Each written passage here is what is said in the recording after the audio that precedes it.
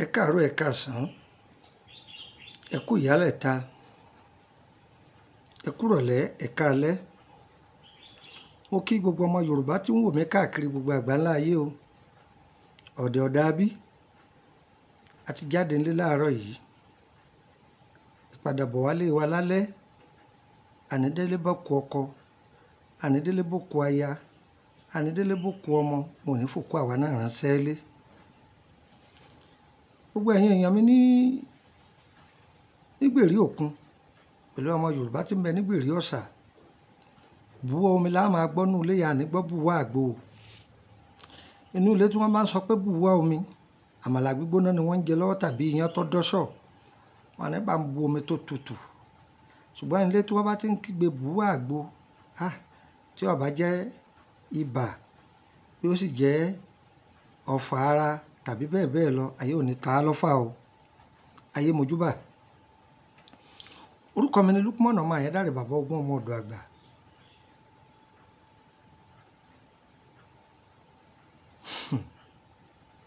Ayé gbọgbọ́n, ayé níkà. Àwọn èdè ènìyàn kan ń bẹ nínú ayé tó jẹ́ pé ǹjẹ́ wọ́n mọ̀ pé wọ́n á máa gba àwọ̀ aláwọ̀? Ǹjẹ́ wọ́n mọ̀ pé wọ́n á máa dáwọ́lé ìṣẹ̀dá oníṣẹ̀dá? Ẹ gbádùn mi. Ẹ rí i pé ẹlòmíì ṣàdédé ló bẹ̀rẹ̀ sí ní jalè lójijì. Tí wọ́n bá lù ojú rẹ̀ ó ṣẹ̀ṣẹ̀ wálé, alóhùn gan ọ̀mọ́. Ayé má nà wá o. Ẹlòmíì mutí lójijì, ṣàdédé ni wọ́n gbé gòlé lọ́wọ́ látọjú oorun. Yóò mutí yóò bá kán lójú ayé. Àwọn ẹbí rẹ̀ ọlọ́ wọ wọn ní ọmọ níbi níran. Gbolè yìí ti wá báyìí. Wọ́n gẹ̀ẹ́tì ẹ̀ ni. Wọ́n gẹ̀ẹ́tì ẹ̀ ni. Ayé ò ní faburú gẹ̀ẹ́tì wa. Iṣẹ́ tí mo fẹ́ fi ilẹ̀ yìí, iṣẹ́ yìí kì í jẹ́ kí àwọn tí máa gba àwọ̀ ẹni kí wọ́n ráwọ̀ ẹni lò. Tàbí ẹni ó bá fura bẹ́ẹ̀ pé irú bẹ́ẹ̀ ń ṣẹlẹ̀ sí òun, n tó lè ṣe rèé o. N polówó fún ọ o. Ṣùgbọ́n yín tọrọ nǹkan kankan. Iṣẹ́ yìí máa ká àdáyé kan, màá gbẹ́sẹ̀ lé yòókù. Ó nídìí tó jẹ́ orí bẹ́ẹ̀. Àwọn kan ń bẹ, à ń gbádùn yín ni wọ́n. À ń gbádùn yín sì kọ owó làwọn náà fi ń ra dátà. Wọ́n ní àìjúbà fògùn sínú kú. Ẹni ó fògùn sínú kú, a lè ṣàdúrà fún. Èyí àwa náà jogún lọ́wọ́ àwọn tó bí wa la fẹ́ fi ìta yìí. Wọ́n ní ẹni tí ó bá fògùn bàbá rẹ̀ ta, òun ni ó lè jogún ògùn bàbá ẹlòmíì. Iṣẹ́ yìí èèwọ̀ ni tí wọ́n fọwọ́ kan àwọ̀ rẹ̀. Iṣẹ́ yìí sì tún á jẹ́ aṣínà apàwọ̀dà. Aṣínà apàwọ̀dà, òun ni àwọn àgbàlagbà ń pè. Ẹ bá mi tọ́jú odidi awọ ìgalà àgbọ̀nrín ńláńlá, odidi awọ ìgalà ńláńlá tó pé tí wọn ò gé níbì kankan rí. Ẹ gé sí ọ̀nà 16. Kí ni mo wí? Ọ̀nà 16, 16 lẹ́ gé sí.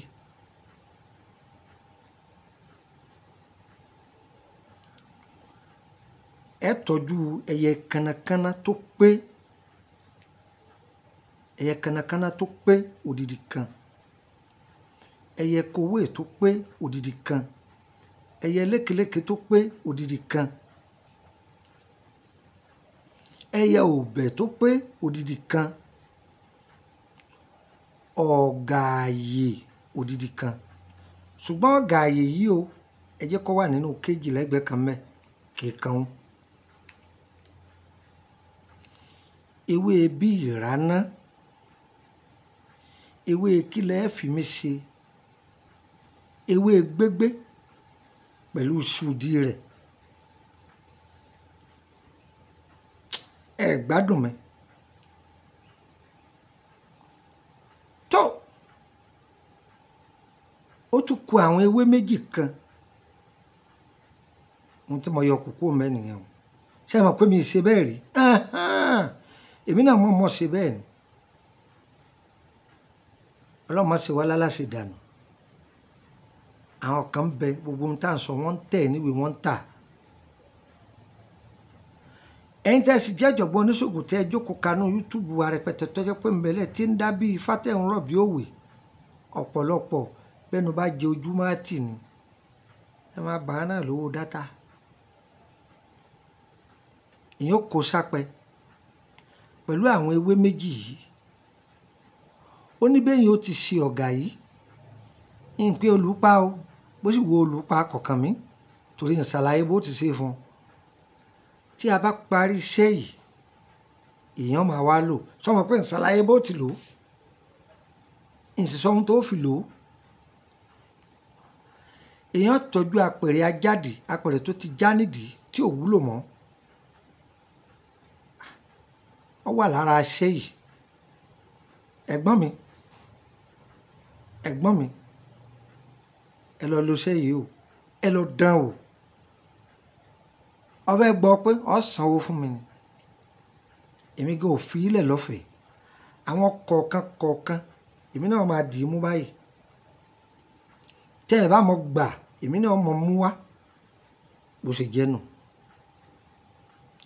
ọ̀pọ̀lọpọ̀ àwọn oníṣègùn ńláńlá ni wọ́n ti dán gbogbo àwọn iṣẹ́ tá a filẹ̀ tí wọ́n sì dúpẹ́ fọlọ́run ẹ̀yin náà ẹ dúpẹ́ wọ́n máa ṣe nǹkan fọ́pọ̀lọpọ̀ ẹlòmíì yóò lọ dúpẹ́ ń ṣọ́ọ̀ṣì rẹ̀ mo gbọ́ tí pásítọ̀ kan sọ pé káwọn èèyàn lọ fi 1 billion kalẹ̀ wọ́n lọ rí sẹ́kẹ́tírì òun kò pé ìṣẹ́jú márùn-ún tí wọ́n gbé 1 billion kalẹ̀ 100 million oníkan kì í ṣe pé jókòó dìde o kò ṣe mírèkù kanú ayé wọn lẹ́yìn wọn máa ṣe àmín àwa táwọn á ń fi nǹkan mèremère lẹ̀ fún yín tẹ́ ẹ bá mọ gbàṣà àwa gan mọ̀ mú wá tẹ́ ẹ bá sì mú wá àwa náà ò fi ilẹ̀ bẹ́ẹ̀ apẹ̀rẹ̀ ajáde ó wà lára àwọn ohun èlò iṣẹ́ yìí iṣẹ́ tó dáa ni orúkọ mi ni Lukman ọmọ Ayédáre bàbá ọgbọ́n ọmọ ọ̀dọ̀ àgbà ọ̀fẹ́ gbà tí ó pe pàdé mi lábẹ́ aṣọ ẹ wá gbọ́ point of correction ìwọ tó bá wà nínú private group má béèrè lọ́wọ́ mi o iṣẹ́ yìí o ìní fún yín ọ̀sán owó ẹ̀ ni tó bá lo iṣẹ́ yìí ó dúpẹ́ fọlọ́run ní ayé rẹ̀ ẹlòmíì wọ́n ti da nǹkan rú mọ́ ọfà tí ayé máa ń ta sẹ́mọ̀ póríṣiríṣi ni wọ́n á máa ta fàlú ajé ẹni ayé bá ta fàlú ajé rẹ̀ gbogbo nǹkan rẹ̀ ó túká ni wọ́n tọ̀ wọ́n tòṣì wá lójijì ni ọfà ara nìkan làwọn èèyàn lérò pé wọ́n máa ta rárá o ilé tó kún tẹ́rọ pọ̀ mí ayé a máa ta fàṣíbẹ̀ tí ilé bí ó túká tẹ́ ẹ̀ ní rẹ́yẹ ń bẹ̀ mọ́ bẹ́ẹ̀ ni ayé mojúbà ayé ò ní nà wá o orúkọ mi ni Lukman ọmọ Ayédáre bàbá ọgbọ́n ọmọ ọ̀dọ̀ àgbà +23480 3298 3298 direct line mi nìyẹn tó bá pè mí lórí aago tí ó bá ti lọ mi ò sí Nàìjíríà ni bá mi sọ̀rọ̀ ní WhatsApp ẹ̀ +23480 3298 3298 mo ṣe ń bá yín sọ̀rọ̀ yìí mo wà Nàìjíríà yẹn fún ọlọ́kan sí +23481 33 155 111 +23481 33 155 111 yóò jẹ́ wá kò ní yẹ lẹ yẹn fún nọ́mbà orílẹ̀-èdè Benin dégà kan lọ́dọ̀ mi ní Benin o lẹ́yìn ibi tó ti dé tí ń ta mọ́tò ń bẹ lọ́dọ̀ mi ṣùgbọ́n ń bo lọ́dọ̀ mi ní Nàìjíríà wọ́n láti wọ mọ́tò láti Kòròdú garage oníwọ̀n lọ sí Báyékú wọ́n wá sọ fún mọ́tò pé ẹjọ́ Emily bus stop ní ti bọ́lẹ̀ o Emily bus stop Emily street number 50 ẹgbẹ̀lẹ́ lọ́ọ̀yà wá gbọ́ +229 54 65 1928 +229 54 65 1928 +229 54 65 1929 ìkejì nìyẹn o +229 54 65 1929 sórí iṣẹ́ tí mò ń kà lọ yẹn tùràrí rẹ̀ wà alárìmọ́lẹ̀ rẹ̀ wà tó jẹ́ pé inú ilé tí ẹ bá rí i sí èèyàn paradà ni èèyàn ṣe kinní kan ni kì í ṣe inú ilé tiẹ̀ wọn ò lè wọbẹ̀ ọlọ́ṣẹ rẹ̀ ń bẹ ẹlẹ́bù rẹ̀ ń bẹ aṣínà ọ̀la tó jẹ́ pé ayé kì í fi gbàwọ̀ ẹni ṣiṣẹ́ aburú bí ti ń ṣiṣẹ́ àwọn àgbàlagbà bẹ́ẹ̀ ni ń ṣiṣẹ́ ọrọ̀ ajé rẹ̀ gbogbo nǹkan rẹ̀ ó máa lọ ní gbẹdẹmúkẹ́ ní dára fún wa o yáyọ wa kò ní yẹ lẹ́ o ire ire ire kàbìtì nílé gbogbo wa o.